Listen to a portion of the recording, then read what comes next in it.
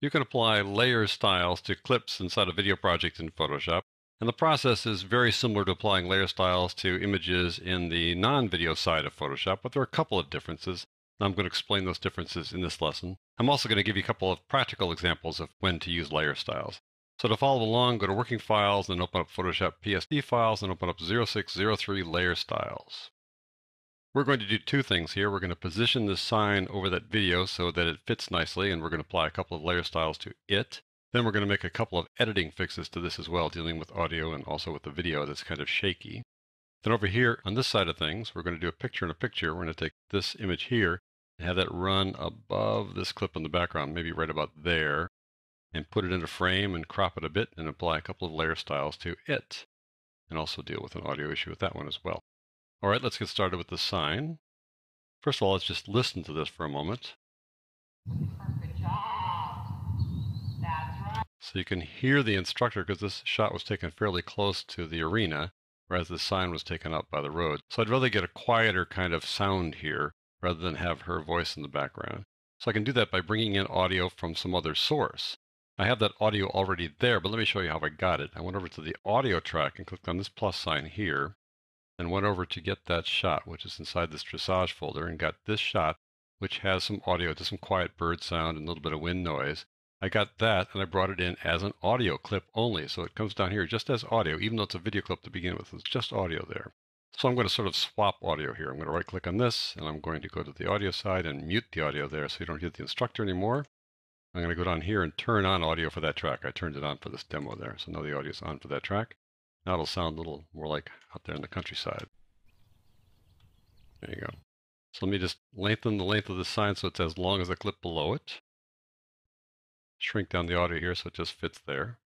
And now I want to take a look at the video. Let's watch the video for a second and see what happens. It's a little shaky, kind of bouncing around a little bit, which will look a little weird with this sign on top of the shaky video. So I can fix that by slowing it down. So I'm going to right-click on this and go to speed here and change it from 100% to 25% to just kind of slow it down so it sort of smooths out those rough edges. Let's see how it looks now. Definitely a lot steadier now. Not so obvious that it's moving around a lot. So now I've got things set up nicely for this. So let's just take the sign now and position it. So I'm going to turn on transform by going Control or Command T. And let's just move it up here like that. Let's just shrink it down in size by just grabbing here in the corner and pulling it down, holding down the Shift key to constrain the proportions like so. Maybe put it right about there. I think that fits nicely. Might want to make it a little bit larger perhaps. There you go. And we'll accept that. So now I want to apply a couple of layer styles to that. And the easiest way to do that is just to double click in an empty space to the right of the word here, farm sign. You can also go up here to layer and layer style and click on one of these guys here, but it's much easier to open up the layer style dialog box here just by double clicking. So there you go, and there it is. Pull it down here a little ways. I think first of all we can add, let's say, a little bit of an outer glow to it. So I'll click on outer glow to bring it down here like that. Let's just maybe change the color a bit to the color inside the image. So I'm going to go click on this and grab that gold right there. Barely see it, but let's click on that. Yeah, that looks like gold right there. That works for me, I think. So click OK. So now the glow will be kind of gold or silver. And I will just pull it out a little bit, make it a little bit larger, spread it out like so. Just a little bit of a glow around it. You can do that. It may seem a little counterproductive to put a drop shadow here at this point, but let me just show you how that works. Turn on the drop shadow. I can make that a little bit larger too, to sort of darken that glow just a bit. Something like that. There we go. Let me add one more thing. It's already a beveled sign, but let me just emphasize that a bit more by clicking on the bevel emboss there and increase it just a little bit to kind of dramatize that just a bit. There we go. A little bit deeper like so. All right, so there you go. That's layer styles there, and that will play straight through. Let's just play that. There you go. Just a little bit of motion in the background, just the bird song. Works out very nicely. Let's move on to this one. This one has a little bit of complexity to it. I want to have this be a picture in a picture, and I don't want to have this whole frame. I want to kind of narrow it down a bit by cropping it. But if I were to take the crop tool and crop some area here, and then take the transform tool, it would revert to the original aspect ratio. It just doesn't work very well. So the best way to crop it is with the selection tool. So I'm going to go over here. Let's get a marquee selection or a rectangular marquee. And let's just crop out part of this. It's not going to be perfect because she does kind of move a little bit off center a couple times. But I'm going to just pick a selection about this big to kind of shrink down the area a bit. There we go. So now I want to add a layer mask to this, and I need to make sure that the right clip is selected. So I click on this clip to make it selected like that. I click on the layer mask there, and there we go. Now we got her cropped out nicely. That works. What I want to do now is position her over this video. Now, there's a difference when you work with a video clip versus a still image. To position her, I'm going to go Control or Command T, but we're going to get a message here saying if you're going to transform a video clip, you need to convert it to a smart object layer. So I say, okay, we'll convert it. That's fine. And now we'll move it like that. We can transform it in terms of size a bit here. Let's train it a bit. Put it right about there, perhaps. A little bit smaller, perhaps. There we go.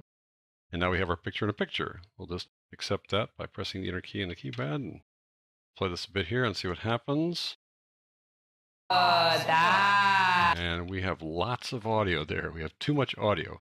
What I could have done was I could have muted the audio in this clip initially, but I wanted to show you what happens if you convert it to a smart object layer. I'm going to go over here and double click on it now because you can't access audio here anymore. It's gone. So we need to go get it in the original clip by double clicking here. Go to the smart object layer clip. There it is. And here we see it in a different timeline. We can right click on this now, go to the audio side and mute it. There we go. Then we need to save that, Control or Command S. Now we go back to the original timeline.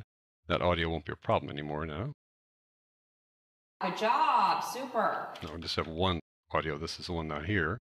I want to do a couple more things. That clip just sitting there by itself, this doesn't look that good. I'd rather have a frame around it.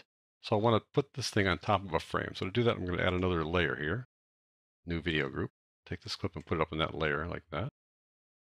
I want to put a frame down here. Fairly straightforward process. So I take video group 2. I want to add a layer to video group 2. I want to drag that layer all the way out now, that length. Right now it's just an empty layer. Take my marquee selection tool and select that layer and just select the whole thing like this. And we'll fill that with some color. We go Edit, Fill. Now before I do that though, I want to do something. If I take this thing back like that, for example, and pull my playhead over here, and now try to select this and go Edit, Fill, you'll notice that it won't be available. One thing in video is that you have to have the playhead over the thing you want to fill. So let's just go back here now and put the playhead there, like so. Now when we go Edit, Fill, that'll be available, just so you know. Let's fill it with a color. So I'll go click on Color here. I want to take a color from the scene. So I'll click on this color back there, for example, to pick that color. That works, I think. Click OK. Now I want to turn this into a frame. So I do Control or Command D to get rid of the selection. Do Control or Command T, and we'll just drag this up here and make a little frame like so. Nothing too dramatic, but there you go. And now we'll put some layer styles on that. So I'm going to accept that little change. I'm going to make that thing long enough like that. And click on it to make it active. And now I want to open up layer styles for the frame. So I just double click over here. And I want to give that a definite bevel. There we go. Make it a little bit larger. A little bit deeper, a little larger. There we go. It works pretty nicely, I think. Let's give it a drop shadow as well. Certainly called for here in this case. Click on that. We can make it a little bit larger too. Spread it out and drop it down a little ways from the bottom like so. There we go. So that works. And let's also give a little bit of something to the clip riding on top of it to give it some definition. So I select that. Double click next to it. Let's just give it a little bit of a stroke. Maybe a 3-pixel stroke there, black. I think that works nicely just to kind of give it some definition around inside that frame. There you go. Now we can play this and see how that works. Good job. Super. And then go ahead and canter again. There you go. So there you have it. A couple of examples about how to use layer styles here in the video side of Photoshop. Just keep in mind that when you work with video, you've got to convert it to a smart object if you want to apply a layer style to it. And if you want to do the picture-in-a-picture approach like this and do some cropping along the way, the best approach is to take the marquee selection tool to do your cropping, and then use that selection inside a layer mask, and then do the transform to make the picture-in-a-picture. So that's layer styles here in the video side of Photoshop.